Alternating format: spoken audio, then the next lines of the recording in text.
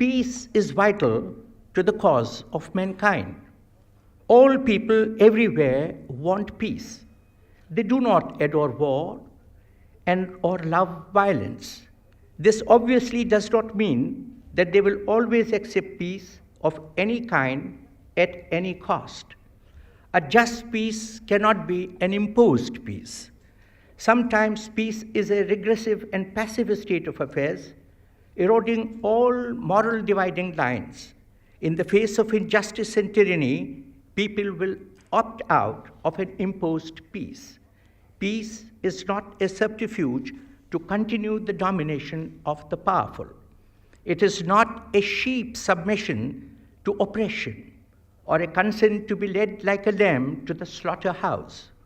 Indeed, virtually all traditions enjoin us to demolish an unjust and tyrannical order.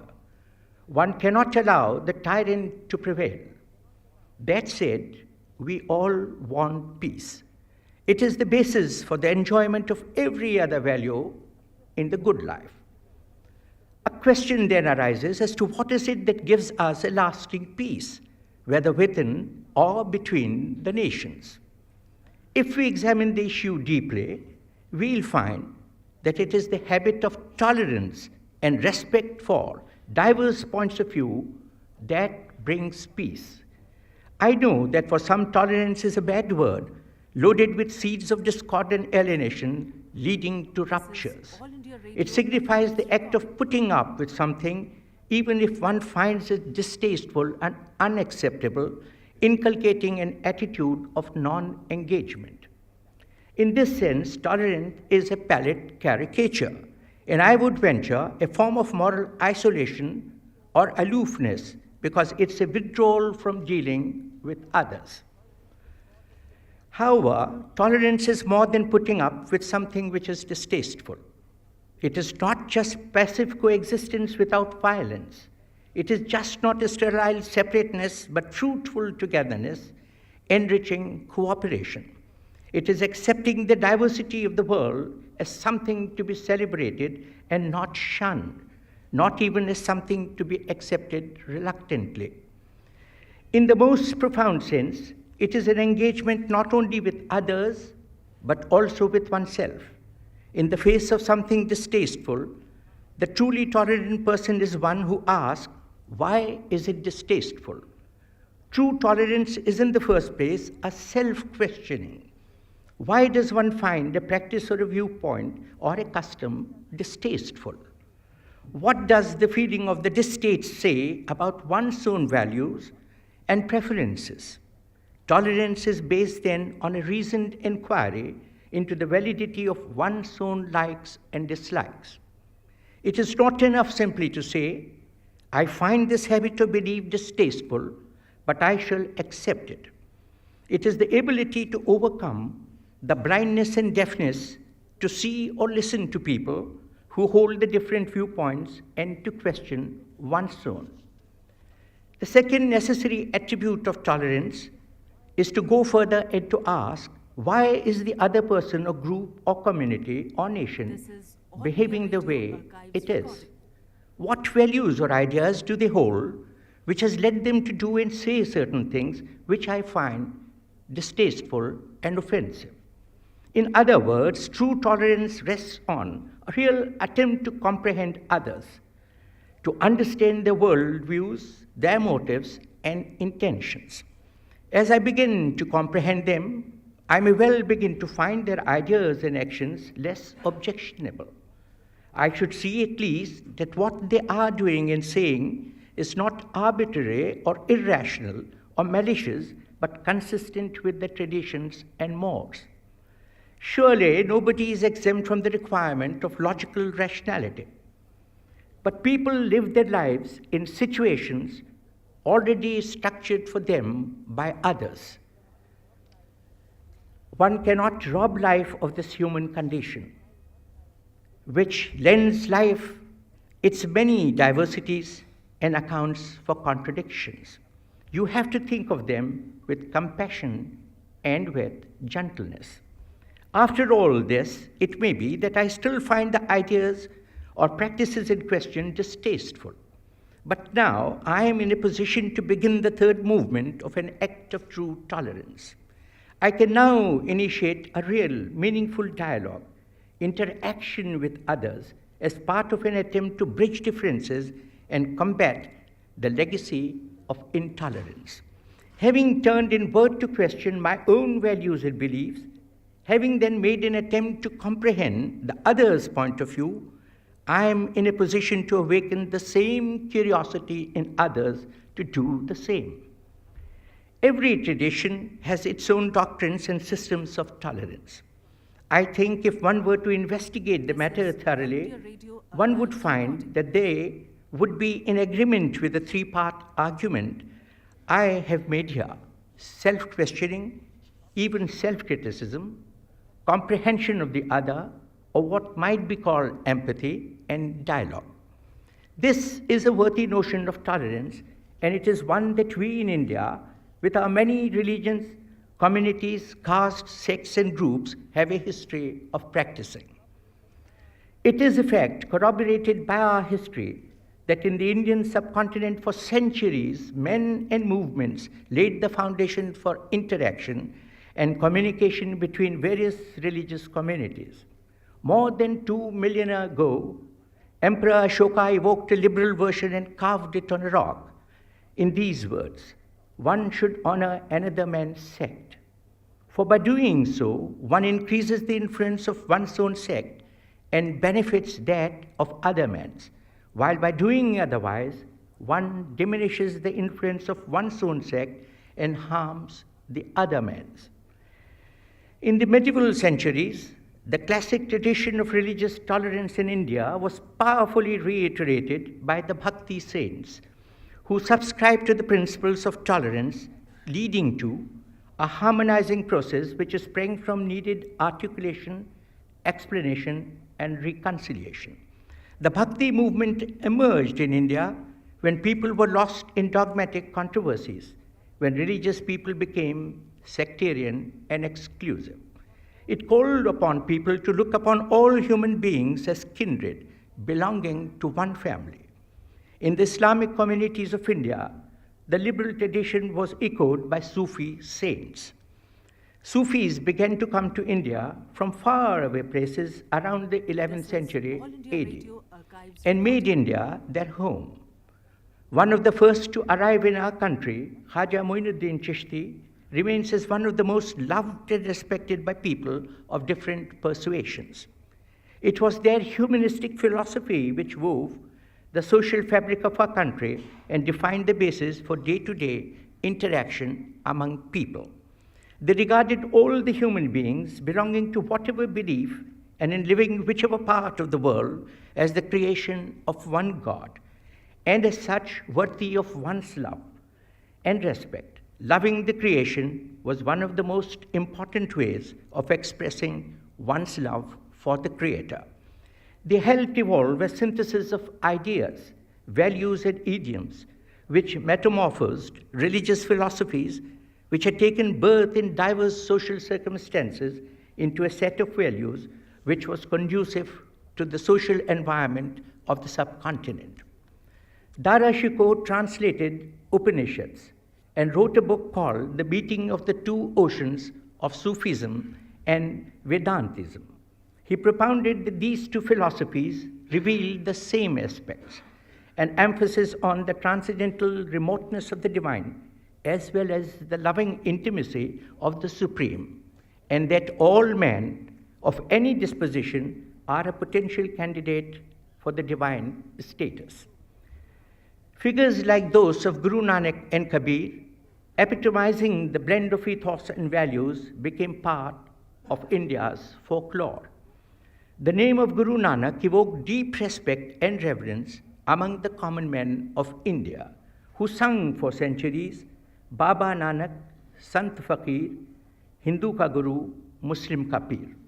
Kabir linked Hinduism and Islam in a deep relationship of respect and understanding, and thereby enabled a powerful coming together of these two communities. Kabir put it thus: God asking the devotee, "O Sevak, where dost thou seek me? Lo, I am beside thee. I am neither in the temple nor in a mosque. I am neither in Kaaba nor in Kailash. O Sadhu, God is the breath of all breath. The love, reverence, and popularity of these holy men has remained as fresh as ever in the hearts and minds of common Indian people, irrespective of religion, caste, or sect. These have stood the test of time and proved their worth. Their gospel of tolerance, love, and understanding brought peace to people, triggered off a wave of creativity which enriched the society and filled the hearts with contentment and joy. What is important to remember in this context is that the synthesis of value system evolved by the Bhakti and Sufi movements was not at the expense of the basic tenets of Hinduism or Islam. People belonging to these communities continued to observe their fundamental religious precepts independent of any social or political obstacles. What these movements taught Hindus and Muslims was that it was possible to interact with each other, to live together peacefully, to learn from each other, to enjoy life to its full, to contribute to social life together without abandoning one's faith. Poet Mir Taqi Mir has expressed this thought eloquently in a beautiful couplet thus: Uske faroge husn se jhamke hai sab mein noor, uske faroge husn se jhamke hai sab mein noor, shame haram ho ya ke diya Somnath ka. It is the splendor of his beauty that illuminates everything, be it the flame in Kaaba or the lamp in the temple of Somnath. Today, in fact, it is precisely this fear of losing one's religious identity, one's faith and belief system, that has created a fear psychosis among communities which leads to further mutual suspicion, dislike, hatred, and eventually to violence. We have got to get rid of this misperception, misunderstanding, and fear if we need to build a modern nation around the plurality of our culture, by channelizing this diversity into greater national good, by creating unity through diversity. And there is no better way of doing this than to remind ourselves of a past in which sharing social norms and values was not at the expense of one's faith. Swami Vivekananda looked upon all religions as different means provided for imperfect mankind to reach completeness. He firmly held the Christian is not to become a Hindu or Buddhist, nor a Hindu or a Buddhist to become a Christian, but each must assimilate the spirit of others and yet preserve his individuality and grow according to his own law of growth. He propounded the virtue of tranquility, patience, and hope that would make for the homogeneity of the world along with the riches of its variety. Each man, he said, shall then sparkle like a flame in a lamp in a windless place that does not flicker. Today's psychological and physical ghettos which we have erected between communities and people stand as blatant distortions and shameless lies in the face of this aspect of shared experience. We need to remove this cancer from our society by learning from our history where tolerance was not merely meant to be an uneasy coexistence, but rather a shared, sympathetic, well-understood experience and a conscious decision to enjoy life together. Adversarial relationships should be replaced by mutual understanding, in which men would learn to live in peace and harmony, for otherwise, in the event of intolerance, as we know of human nature, aggression and violence rather than peace is likely to be the cause. Societies would get splintered, countries would get divided. The shared experience of life among communities had actually pervaded all walks of life, while a common man's day-to-day life was defined broadly in the terms which we have mentioned above. Other sections of society too had similar experiences. We know that there were many able Hindus who served in high administrative positions for even religious inclined Muslim rulers and vice versa. There were also Muslim scholars who studied Hindu philosophy and Hindu men of high learning who acquired deep knowledge of Islamic culture and religion. It was this milieu of close interaction and amiability, going much beyond mere acceptance of each other's existence as fait accompli, which defined relations between not only Hindus and Muslims, but among the other Indian communities. Today, in a country that remains diverse and differentiated, and in the midst of economic, social, political, and international turbulence, we would do well to remind ourselves of this history.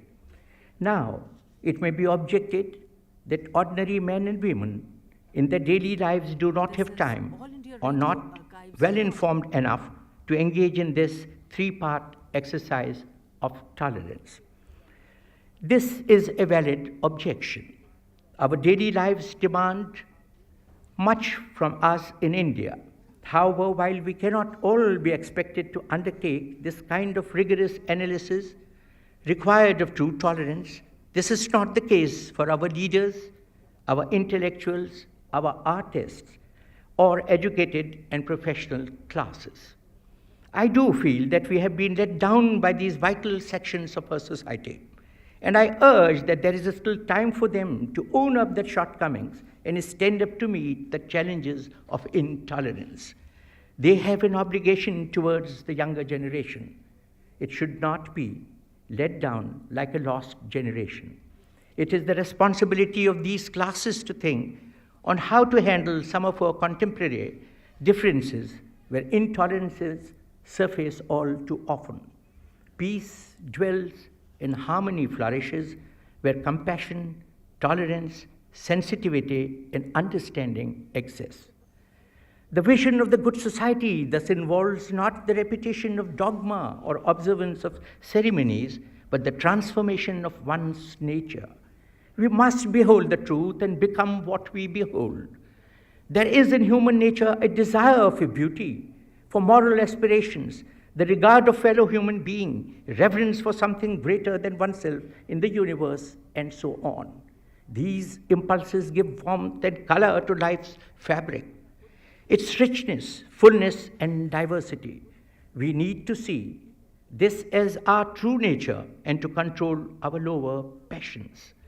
All of our philosophers and statesmen have emphasized that we are in a nightmare world because we do not realize sufficiently that good life consists in making of the self, in the refashioning of our nature, and not in the repetition of hymns and observance of ceremonies. The individual is a self-making process. Man is not pinned down like a stone. Man has a great ability to change the quality of his life by the way he thinks, by the way he lives. A strict discipline which binds our nature is the demand of our age. Through tolerance, India has always been able to provide to its sons of different faiths unity, togetherness, and a life of love and peace. Great teachers have shown us how this can be done.